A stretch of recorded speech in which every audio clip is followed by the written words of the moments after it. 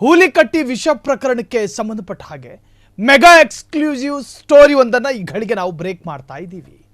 ಮಕ್ಕಳನ್ನೇ ಕೊಂದು ಶಿಕ್ಷಕನನ್ನ ಓಡಿಸೋದಕ್ಕೆ ಮಾಡಿದ್ದ ಒಂದು ಕನ್ನಿಂಗ್ ಪ್ಲಾನ್ ಬಗ್ಗೆ ಸವಿಸ್ತಾರವಾದಂತಹ ಸುದ್ದಿ ಒಂದನ್ನ ಈ ಘಳಿಗೆ ಶಾಂತ ಸಂಜೆಯಲ್ಲಿ we are going to break. ಕುಡಿಯುವ ನೀರಿಗೆ ವಿಷ ಹಾಕಿದ ಶ್ರೀರಾಮ ಸೇನೆಯ ದುರುಳರು, ಶಾಲಾ ಮಕ್ಕಳ ಕೈಯಲ್ಲೇ ನೀರಿಗೆ ವಿಷ ಹಾಕಿಸಿದ ನೀಚರವರು.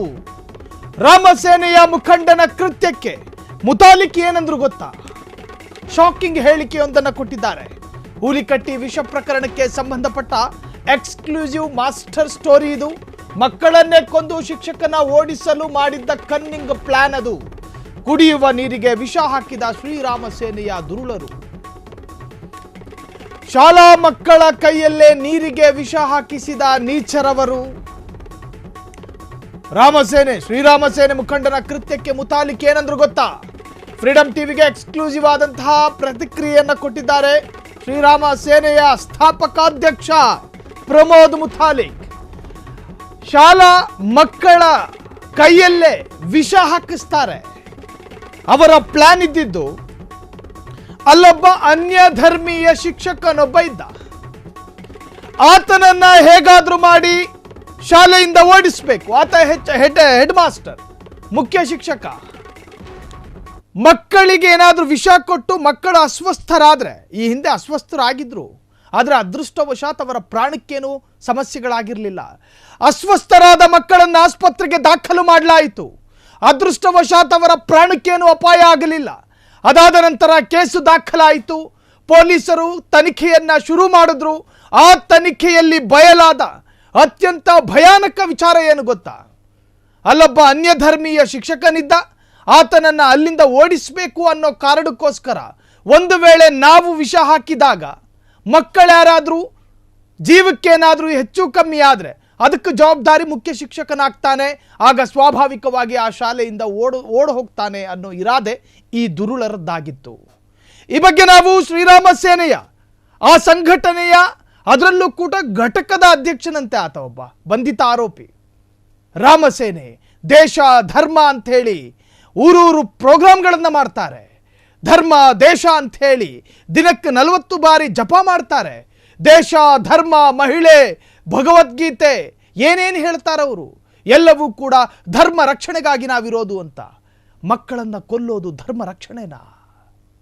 ಬದುಕಿ ಬಾಳಬೇಕಾದ ಮಕ್ಕಳು, ದೇಶದ ಸತ್ಪ್ರಜೆಯಾಗಬೇಕಾದಂತಹ ಮಕ್ಕಳು, ಆ ಮಕ್ಕಳಿಗೆ ವಿಷ ಹಾಕಿ ಆ ಮಕ್ಕಳ ಜೀವದ ಮೇಲೆ ಏನಾದರೂ ಹಾನಿಯಾದಾಗ ಅದರ ಹೊಣೆಯನ್ನು ಮುಖ್ಯ ಶಿಕ್ಷಕರ ಮೇಲೆ ಹಾಕಿ ಅವನನ್ನು ಓಡಿಸೋದು, ಇದು ಯಾವ ಧರ್ಮ ರಕ್ಷಣೆ?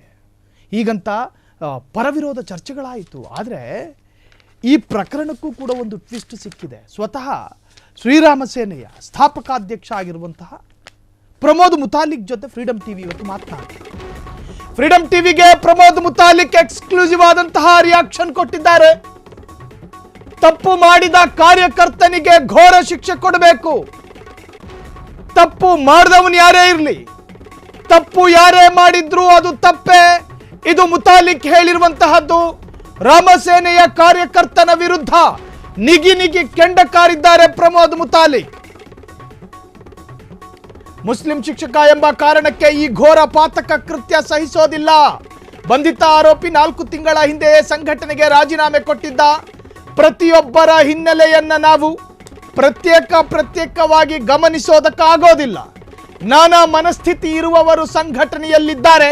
ನಾನೇನು ಮಾಡ್ಲಯ್ಯ ಅಂದ್ರು ಮುತಾಲಿಕ್. ಶ್ರೀರಾಮ ಸೇನೆ ಸಂಸ್ಥಾಪಕ ಪ್ರಮೋದ್ ಮುತಾಲಿಕ್ ಎಲ್ಲೂ ಕೊಡದ ಸ್ಫೋಟಕ ಮಹತ್ವದ ಮಾಹಿತಿಯೊಂದನ್ನು ಫ್ರೀಡಂ ಟಿವಿಯ ಜೊತೆ ಎಕ್ಸ್ಕ್ಲೂಸಿವ್ ಆಗಿ ಹಂಚಿಕೊಂಡಿದ್ದಾರೆ. ನಮ್ಮ ಸಂಘಟನೆಯಲ್ಲಿ 10-100 ಕಾರ್ಯಕರ್ತರಿದ್ದಾರೆ. ಒಬ್ಬೊಬ್ಬರ ಮೈಂಡ್ ಸೆಟ್ಗಳು ಕೂಡ ಪ್ರತ್ಯೇಕವಾಗಿರೋದು. ಆತ ಮಾಡಿರುವ ತಪ್ಪಿಗೆ ನಾವ್ಯಾಕೆ ಹೊಣೆ ಆಗ್ತೀವಿ? 4 ತಿಂಗಳ ಹಿಂದೆಯೇ ಆತ ರಾಜೀನಾಮೆ ಕೊಟ್ಟಿದ್ದ. ಈ ಒಂದು ಪ್ರಕರಣಕ್ಕೆ ಸಂಬಂಧಪಟ್ಟ ಹಾಗೆ ಬೆಂಕಿಯಂತಹ ರಿಯಾಕ್ಷನ್ ಮುತಾಲಿಕ್ ಕೊಟ್ಟಿದ್ದಾರೆ. ಕೇಳಿಸ್ಕೊಂಡು ಬರೋಣ. ಮುಸ್ಲಿಂ ಶಿಕ್ಷಕನನ್ನ ಕಳಿಸ್ಬೇಕು ಅಂತ ಹೇಳಿ ಶ್ರೀರಾಮ ಸೇನೆಯ ಕಾರ್ಯಕರ್ತರು ವಿಷಯ ಇಡ್ತಾರೆ ಅನ್ನೋದಾದ್ರೆ ಇದು ಒಂಥರದ್ದು ಭಯೋತ್ಪಾದನೆಗಿಂತಲೂ ಮೀರಿದ್ದು ಅಂತ ಹೇಳಿ ಸಿಎಂ ಸಿದ್ದರಾಮಯ್ಯನವರು ರಿಯಾಕ್ಟ್ ಮಾಡಿದ್ದಾರೆ ಸರ್. ಹಾ, ಇಲ್ಲ, ನಾನು ಹೇಳುದು ಆ ಘಟನೆ ನಾವು ಬಹಳ ಉಗ್ರವಾಗಿ ಖಂಡಿಸ್ತಾ ಇದ್ದೀವಿ. ಈ ರೀತಿಯ ಮಾನಸಿಕತೆ ಇರಬಾರದು. ಅದು ನಾವೇನು ಶ್ರೀರಾಮ್ ಸೇನೆಯವರು ಸಂಘಟನೆಯವರು ಈ ರೀತಿಯ ಶಿಕ್ಷಣ ಈ ರೀತಿಯ ಸೂಚನೆಯನ್ನು ಕೊಡೋಲ್ಲ. ನಾವು ದೇಶವನ್ನು ರಕ್ಷಣೆ ಮಾಡುವಂತವ್ರು, ಹಿಂದೂಗಳನ್ನು ರಕ್ಷಣೆ ಮಾಡುವಂತವ್ರು ಇಂಥ ಕುಕೃತ್ಯಕ್ಕೆ ತೊಡಗುವಂತವ್ರಲ್ಲ. ಮತ್ತು ತಾಲೂಕಾ ಅಧ್ಯಕ್ಷ ಅಂತ ಹೇಳುವಂತವ್ರು ಅವರು ರಾಜೀನಾಮೆ ಕೊಟ್ಟು 4 ತಿಂಗಳಾಯ್ತು, ನಮ್ ಕಡೆ ದಾಖಲೆ ಇದೆ. ಸೊ ಹಾಗಾಗಿ ರಾಜೀನಾಮೆ ಕೊಡ್ಲೇ ಬಿಡ್ಲಿ, ನಾವು ಅವನು ಪರವಾಗಂತೂ ಇಲ್ಲ. ಅವನಿಗೆ ಎನ್ಕ್ವೈರಿ ಆಗಿ ಕಠಿಣ ಶಿಕ್ಷೆ ಆಗೋದಾದ್ರೆ ಆಗಬೇಕು. ನಾನು ಹೇಳೋದು ಸರಿಯಾಗಿ ಎನ್ಕ್ವೈರಿ ಮಾಡಲಿ, ಕೋರ್ಟ್ ನಲ್ಲಿ ಅವನಿಗೆ ಶಿಕ್ಷೆ ಆಗಬೇಕು ಅಂತನ್ನುವಂಥದ್ದು ನಮ್ಮ ಸ್ಪಷ್ಟ ಅಭಿಪ್ರಾಯ. ಒಬ್ಬ ಮುಸ್ಲಿಂ ಅನ್ನೋ ಕಾರಣಕ್ಕೆ ಆ ತರದ್ ಮಾಡೋದು ಅದು ಅಕ್ಷಮ್ಯ ಅಂತಾನೆ ಹೇಳ್ತೀರಾ ತಾವು ಕೂಡ? ಅಲ್ಲಲ್ಲ, ಮುಸ್ಲಿಂ ಅನ್ನೋಕ್ಕಿಂತ ಅದಕ್ಕೆ ಕಥೆ ಕಟ್ಟೋದಕ್ಕಿಂತ ಎನ್ಕ್ವೈರಿ ಆಗಲಿ. ಅದು ಆ ಘಟನೆ ಅಂತೂ ತಪ್ಪನೆ. ಆ ರೀತಿ ಪಾಪ ಎಳೆಯ ಮಕ್ಕಳು, ಅದು ಕನ್ನಡ ಶಾಲೆಯಲ್ಲಿ ಓದೋದೇ ಕಡಿಮೆ. ಸೊ ಇದರಲ್ಲಿ ಈ ರೀತಿ ಮಾಡ್ತಾ ಇನ್ನಷ್ಟು ಭಯ ನಿರ್ಮಾಣ ಆಗುತ್ತೆ. ಸೊ ಅದಕ್ಕೆ ಕಾರಣ ಏನೇ ಇರ್ಲಿ, ಅದು ಕಾರಣಕ್ಕಿಂತ ಈ ಘಟನೆ ಇದೆಯಲ್ಲ, ಇದು ಅಕ್ಷಮ್ಯ ಅಪರಾಧ. ಇದಕ್ಕೆ ಕ್ಷಮೆ ಇಲ್ಲ. ಇದಕ್ಕೆ ಎನ್ಕ್ವೈರಿ ಆಗ್ಲಿ ಮತ್ತು ಸರಿಯಾಗಿ ಅಂಥವ್ರಿಗೆ ಶಿಕ್ಷೆ ಆಗ್ಲಿ ಅಂತನ್ನುವಂಥದ್ದು ನನ್ನ ಹೇಳಿಕೆ. ಸರ್, ಇನ್ನು ಅವ್ರು ಸಂಘಟನೆಯಲ್ಲಿ ಸಕ್ರಿಯರಾಗಿದ್ದಂತ ಸಂದರ್ಭದಲ್ಲಿ ಈ ತರದ್ ಏನಾದ್ರು ಬೇರೆ ಅವ್ರದ್ದೇನೋ ಕೆಟ್ಟ ಹವ್ಯಾಸಗಳನ್ನೇನಾದ್ರೂ ಗುರುತಿಸಿದ್ರ ಸರ್ ಆ ಸಂಘಟನೆಯಲ್ಲಿ? ನೋಡಿ, ನಮ್ದು ಮಾಸ್ ಆರ್ಗನೈಸೇಷನ್. ಇದು ಮಾಸ್ ಆರ್ಗನೈಸೇಷನ್ ದಲ್ಲಿ ಎಲ್ಲರೂ ಬರ್ತಾರೆ. ನಮಗೆಲ್ಲರೂ ಒಬ್ಬೊಬ್ಬ ವೈಯಕ್ತಿಕವಾಗಿಯೂ ಲಕ್ಷ್ಯ ಕೊಡಕ್ ಆಗಲ್ಲ. ಸೊ ಹಾಗಾಗಿ ಕೆಲವೊಂದು ಜನ ಈ ರೀತಿಯ ಮಾನಸಿಕತೆ ಇರುವಂತವ್ರು ಬಂದ್ಬಿಡ್ತಾರೆ, ನಮ್ಗೆ ಗೊತ್ತಾಗೋದಿಲ್ಲ. ಆದ್ರೆ ಅವನು 4 ತಿಂಗಳ ಹಿಂದೆನೆ ನನ್ನ ಬೇರೆ ಬೇರೆ ಕೆಲಸಗಳಿದಾವೆ ಅಂತ ಹೇಳಿ ರಾಜೀನಾಮೆ ಕೊಟ್ಟವನು ಅವನು. ಸೊ ಈಗ ನಮ್ಮ ಸಂಘಟನೆಯಲ್ಲಿ ಇಲ್ಲ. ಮತ್ತು ನಮ್ಮ ಸಂಘಟನೆಯಲ್ಲಿ ಈ ರೀತಿಯ ಮಾನಸಿಕತೆ ಇರುವಂತವ್ರು ಇಲ್ಲ. ಇದ್ರೂ ಕೂಡ ನಾವು ಅಂತವ್ರನ್ನ ಇಮಿಡಿಯೇಟ್ ಹೊರಗೆ ಹಾಕ್ತೀವಿ ನಾವು. ಈಗ ಪ್ರತ್ಯೇಕವಾಗಿ ಏನಾದ್ರೂ ಈತನಿಗೆ ಕ್ರಮ ಆಗ್ಬೇಕು ಅಂತ ಹೇಳಿ ಪ್ರತಿಭಟನೆ ಆ ತರದ್ದು ಏನಾದ್ರು ಇದೆಯಾ ಸರ್? ಇಲ್ಲ, ಏನು ಅವಶ್ಯಕತೆ ಇಲ್ಲ. ಅರೆಸ್ಟ್ ಮಾಡಿದ್ದಾರೆ, ಕೇಸ್ ಹಾಕಿದ್ದಾರೆ, ಇನ್ಮೇಲೆ ಮುಂದಿನ ಪ್ರಕ್ರಿಯೆ ಪ್ರಾರಂಭ ಆಗುತ್ತೆ. ಇನ್ನೇನು ಪ್ರತಿಭಟನೆ ಮಾಡೋ ಅವಶ್ಯಕತೆನೇ ಇಲ್ಲ. ಮುಸ್ಲಿಂ ಶಿಕ್ಷಕನನ್ನ ಕಳಿಸ್ಬೇಕು ಅಂತ ಹೇಳಿ ಶ್ರೀರಾಮ ಸೇನೆ ಕಾರ್ಯಕರ್ತರು ವಿಷಯ ಇಡ್ತಾರೆ ಅನ್ನೋದಾದ್ರೆ ಇದು ಒಂಥರದ್ದು ಭಯೋತ್ಪಾದನೆಗಿಂತಲೂ ಮೀರಿದ್ದು ಅಂತ ಹೇಳಿ ಸಿಎಂ ಸಿದ್ದರಾಮಯ್ಯನವರು ರಿಯಾಕ್ಟ್ ಮಾಡಿದ್ದಾರೆ ಸರ್. ಹಾ, ಇಲ್ಲ, ನಾನು ಹೇಳುದು ಆ ಘಟನೆ ನಾವು ಬಹಳ ಉಗ್ರವಾಗಿ ಖಂಡಿಸ್ತಾ ಇದೀವಿ. ಈ ರೀತಿಯ ಮಾನಸಿಕತೆ ಇರಬಾರದು. ಅದು ನಾವೇನು ಶ್ರೀರಾಮ್ ಸೇನೆಯವರು ಸಂಘಟನೆಯವರು ಈ ರೀತಿಯ ಶಿಕ್ಷಣ ಈ ರೀತಿಯ ಸೂಚನೆಯನ್ನು ಕೊಡೋಲ್ಲ. ನಾವು ದೇಶವನ್ನು ರಕ್ಷಣೆ ಮಾಡುವಂತವ್ರು, ಹಿಂದೂಗಳನ್ನು ರಕ್ಷಣೆ ಮಾಡುವಂತವ್ರು ಇಂಥ ಕುಕೃತ್ಯಕ್ಕೆ ತೊಡಗುವಂತವ್ರಲ್ಲ. ಮತ್ತು ತಾಲೂಕಾ ಅಧ್ಯಕ್ಷ ಅಂತ ಹೇಳುವಂತವ್ರು ಅವರು ರಾಜೀನಾಮೆ ಕೊಟ್ಟು 4 ತಿಂಗಳಾಯ್ತು, ನಮ್ ಕಡೆ ದಾಖಲೆ ಇದೆ. ಸೊ ಹಾಗಾಗಿ ರಾಜೀನಾಮೆ ಕೊಡ್ಲೇ ಬಿಡ್ಲಿ, ನಾವು ಅವನು ಪರವಾಗಂತೂ ಇಲ್ಲ. ಅವನಿಗೆ ಎನ್ಕ್ವೈರಿ ಆಗಿ ಕಠಿಣ ಶಿಕ್ಷೆ ಆಗೋದಾದ್ರೆ ಆಗಬೇಕು. ನಾನು ಹೇಳೋದು ಸರಿಯಾಗಿ ಎನ್ಕ್ವೈರಿ ಮಾಡಲಿ, ಕೋರ್ಟ್ ನಲ್ಲಿ ಅವನಿಗೆ ಶಿಕ್ಷೆ ಆಗಬೇಕು ಅಂತನ್ನುವಂಥದ್ದು ನಮ್ಮ ಸ್ಪಷ್ಟ ಅಭಿಪ್ರಾಯ. ಒಬ್ಬ ಮುಸ್ಲಿಂ ಅನ್ನೋ ಕಾರಣಕ್ಕೆ ಆ ತರದ್ ಮಾಡೋದು ಅದು ಅಕ್ಷಮ್ಯ ಅಂತಾನೆ ಹೇಳ್ತೀರಾ ತಾವು ಕೂಡ?